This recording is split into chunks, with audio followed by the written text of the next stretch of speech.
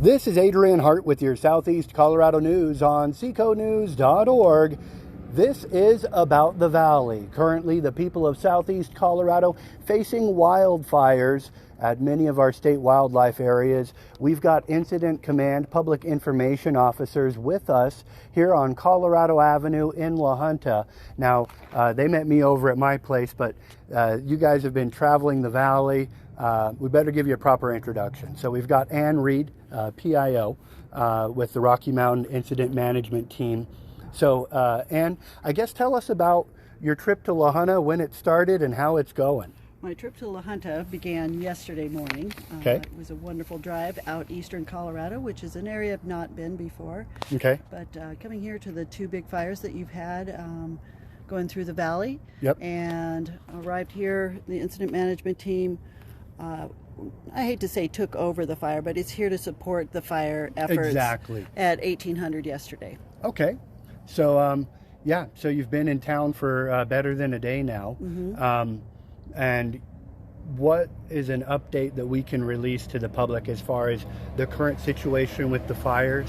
I know we've got some percentages in press releases from Parks and Wildlife, right, from Ben's Old Fort, and from a couple sources. But, so to say, let's hear it right from the source. Okay. Well, we have some statistics on acreage and containment. That's what and we're I could looking talk for. I could talk to that. Beautiful. Yeah. So the Fort Lyon fire is at 2,909 acres. We have that at 50% containment. So there was no movement overnight. We had night crew on there, but no movement, even with the red flag warnings that are in place right now. Okay, good. So nice to hear that it's at least at a standstill. You guys are moving forward on containment. Right. We're working interior, making sure that those lines are secure. So they do, if another big wind comes through, those lines can hold. All right. Very good. I want to mention real quickly, typically we want to encourage folks to stay away from the area. Right. There are no real closures other than at the park, the Bent's Fort Park. Right. And we'll talk about that next. But yeah, no road closures, no evacuations in place. So it's business as usual, just kind of steer clear of that burn area. Yep. If you don't have to go through there, avoid it. Right. Yep. Very good. That's exactly why we've got our media and talk about some cool coverage. I've seen the TV media has been down here. They've had some weather spotters sharing some drone footage over the Fort Lyon area. Okay. So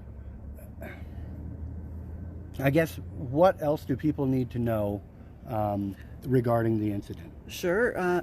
Well, as far as the incident or just in general, I think it's important for people to realize we have tinder dry conditions. Exactly. We're dealing with dry conditions, high winds.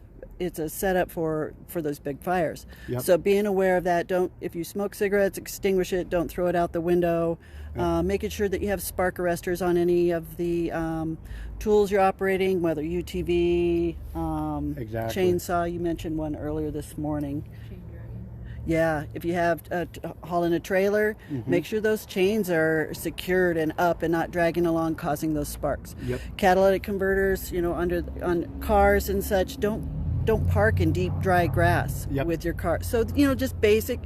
I'm not going to say common sense, but just be aware of the dry conditions. Yeah, and just making sure that you're not adding that ignition sources out there. All right, very cool. The other thing, I've had outreach from the community on how they can help.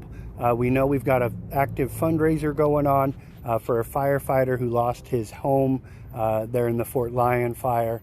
20-year volunteer for that agency there out of Benton County. Right. Also, if folks want to donate to the firefighters directly, they can drop that stuff at the fire stations. That's what Brad told me as far as Incident Command earlier from yesterday. Okay. So if that's the case, you got some cases of water you want to deliver to help, they can deliver those to the local fire stations, and that's the best way for them to distribute it. Is there any other way that the public can get involved or get additional information? Additional information is out there. We're running our information currently through the La Junta Fire Department is one source, yourself. Yep. As well. And then the sheriff's offices that it's Otero. Yep, exactly. Sean Mobley, he's got that news page up on social media. And we like to share Sean's posts there too, out there fighting the fire. Very much on the front lines. There you go. So, yeah, thank you very much. Ann, is there anything you want to add? Just being, like you brought up earlier, just having people be cautious out there with their ignition sources. No burning, no ditch burning. I know that's that time of year that farmers are typically, let's burn their ditches for irrigation and such, and just being aware of that weather and your surroundings and such. So yeah, check for those red flag warnings. Of course, the source for those is going to be our National Weather Service office out of Pueblo for this region. So it's pretty easy to find. In fact, we'll share that link again across our social media for you folks too. So again, watch for the dry conditions, and of course steer clear of the fire. That way our first responders can have a clear work area. We don't want you guys to slow up their response. So very good. We're going to do another interview here in a moment. We'll talk all about the Bent's Fort fire specifically. Okay. All right. Very good. Thank you. Thank you so much, Ann. I appreciate your time. I'm Adrian Hart. This is About the Valley on seconews.org.